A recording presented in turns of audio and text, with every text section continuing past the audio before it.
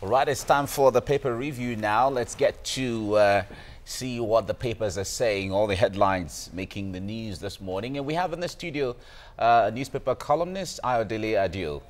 Ayo, good morning. Good morning. It's good to have you join us right now. Thank you for having me. Right, let's start with the Punch newspaper. We have national chair.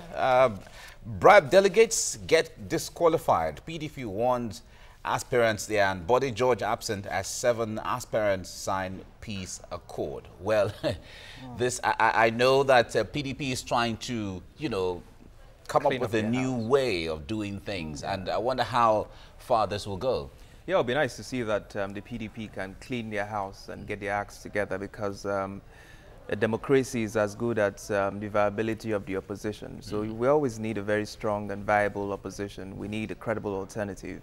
And for that to happen, we expect that the PDP cleans its house. Well, Body George was not there as one of the 8 aspirants. What does that mean? Well, who knows? Probably was down with fever or something. Well, we hope, it's as simple as that, but it doesn't look like it's as simple. Yeah. But even analysts have started talking, the concept of peace accord. Anyone going to election now has to sign peace accord. Because it's a war front. Yeah. That's what it's become.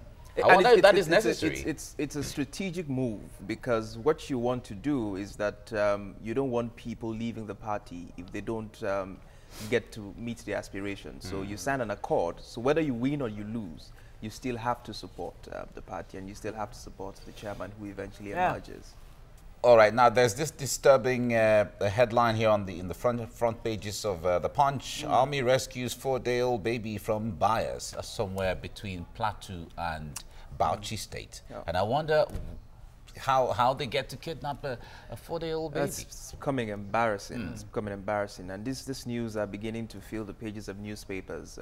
Kidnappings here and there, and the lack of humanity for a 4-month-old baby is mind-boggling, really mind-boggling. And kudos to the Nigerian Army for apprehending, Yes, of course, baby merchants are on the prowl in Nigeria right now, from the north to the south, everywhere. Exactly. You know what, Ayodele, let's put you on hold. And of course, the paper review. News coming in from Zimbabwe says the army has actually taken control of the capital, Harare, but has denied a coup.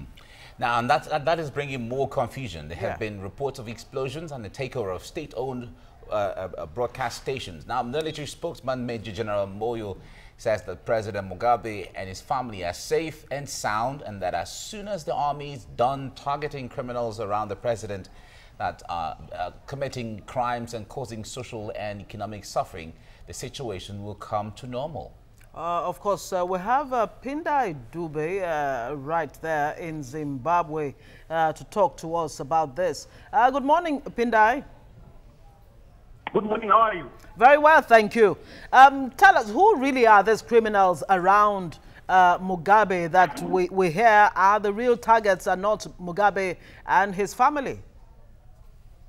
Okay, you remember ZANU-PF currently divided along factional lines. There is a group of young ministers called Generation 40. This is a group which includes mainly young ministers, which are led by Grace Mugabe. So now, what is happening is the army says they are going to deal with these people, and we understand these people have also been detained, but we are yet to confirm. Okay, all right. It seems we're losing the signal from Pindai Dube joining us from Harare in Zimbabwe. All right, there is so much confusion this morning because the information is not very clear as to what is going on. But the state broadcast station has been taken over by military, and as of this morning, there's plenty of soldiers on the streets. Yes, and it's the Harare. typical scenario when a coup happens. The broadcaster is always the first to go. Of course, the military always use those to spread whatever propaganda they have. Of course, we'll stay on it. We saw that in Nigeria and so many other countries. Several times. But the space has been opened now where you can't just go take over one broadcast station. There are so many outlets there. So many. That is where Zimbabwe doesn't have all of those because of deliberate restriction by government. So they still have very few broadcast stations that can still be manipulated. Of course, we hope we can reconnect with Pindai, but let's continue with our look at the major headlines. You have already, we're through with the punch. You're done with the punch. Okay, let's take it to the nation. Anambra, of course, Anambra 2018 is right around the corner. The election comes up this Saturday, and INEC says all is set for election. And Southeast APC confident. IPOP can't stop election, says Defense Headquarters. And of course, Obiano decries security withdrawal. Those have been withdrawn just in the last 24 hours or so, and he's saying that he's not even sure that he can safely contest in this election come Saturday. What do you think about all of this playing out? You know, the part that bothers me is the fact that the governor of Anambra State has complained that his security details were, withdrawn from him. We've heard this a couple of times where governors in the opposition parties usually complain that right before elections, their security details are usually withdrawn from them. I think it's something we need to look into and be sure that these things actually happen and it's not just a cheap propaganda. Yeah, well, the IG has more or less confirmed it. He says it's, it's a way of ensuring that security operatives remain neutral, and so we have to, withdraw this security operatives. He was citing an instance where in one of the states that conducted elections sometime recently, the ADC of the governor was seen escorting arms on election day. And he's saying that they want to prevent such kind of occurrence from happening. So the ADC of the governor who is withdrawn and will be reinstated by Sunday after the election. I think it's just, robbing Peter to pay Paul at the end of the day. The governor is entitled to some level of security, whether you like it or not.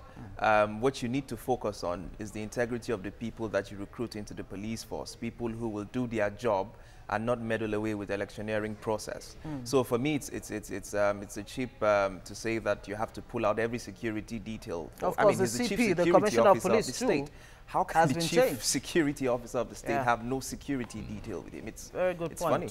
Really and funny. I was just adding there, the Commissioner of Police in that state has been changed for the same, reasons. All right, Malami tells Senate panel, I met with Mena in Dubai. Okay, so this Mena Gate thing is not going away anytime soon.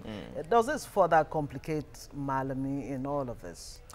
Well, you see, the more I read stories on the Mena Gate, the more I have a soporific effect. It just makes me want to happen. It gets so confusing every single time you read it. The twists and turns are just unbelievable. For me, I just want to see where this leads to at the end of the day, and where this leads us. Because today you hear this story, tomorrow you hear another. So it's better we just sit and watch where it leads us to at the end of the day, and hope that the government of the day does due diligence and lives up to his creed. Of an anti-corruption government. Yeah. Okay. Zero tolerance for corruption.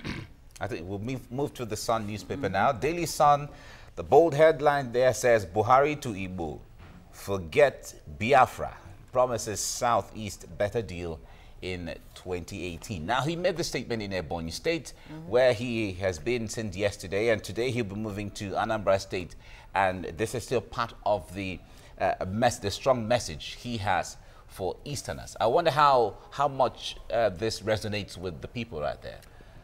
Even though he's visiting the Southeast on the 8th day of the week, for me, coming too late, should have been, a couple of months ago and what have you, I think it's still a very important move. I have argued consistently over several articles that the best way to get the people of the Southeast on your side is not to further antagonize them, but to show them that they're a part of this country, an integral part of this country at that, and show them that you're also their leader and that you have empathy for the challenges that they face, and then you lead from the front. And so visiting the Southeast at this point in time, I think it's a very important move, and it should not just be about politics, it should be about a real show of empathy, the fact that I see you as my people, that I am your leader, that I am willing to do whatever it takes to make your people better and to make your region a better place. That's the point. The fact that he actually had to make that statement promising the Southeast a better deal in 2018, is there something fundamentally wrong with that? I mean, one would have expected that from day one, since May 29, that he became president. You just took that right out of my mouth. Okay. You're promising people a better deal in 2018 when you've had 2 previous budgets. In any case, like I said, better late than never. Okay. Do whatever you can to ensure that better late than never. All right, moving on to the Vanguard. That's our last paper this morning. Ikoyi whistleblowers cash. Would you go mad, really? Okay, let me ask you. If you woke up realizing that you had 850 million naira in your account, lawyers, different men fight for this 850 million naira reward. What do we make of this? I mean, I can understand the concerns. I mean, some people might want to take a drip for 3 days, before they decide how to spend the money. But in any case, listen, this is his money. Yeah. You didn't ascertain the state of his health when he blew the whistle, on the monies. You thought that he was capable. His sanity was intact when he blew the whistle. And so he's done his job. So he's earned his pay. Pay him. Look, we're helping this. No, we're not helping.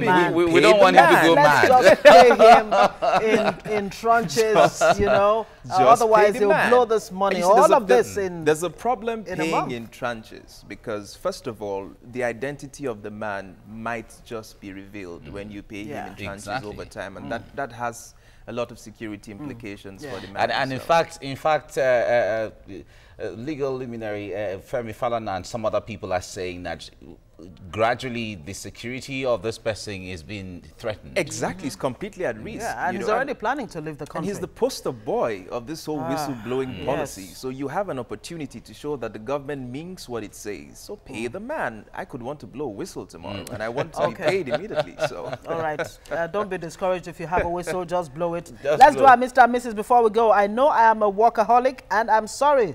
Look, you can always be the spendaholic. I'm not complaining. That's the man telling the wifey. Am I the only spendaholic? That's the woman asking the guy now. She doesn't trust him that she's the only one who is spending. Yeah, but we know where the answer lies when it comes to being where do you think the workaholic and the spendaholic. Well, let's leave that. Okay, we'll have to leave it then. Ayodele Adio, thank you so much. Of course, we'll be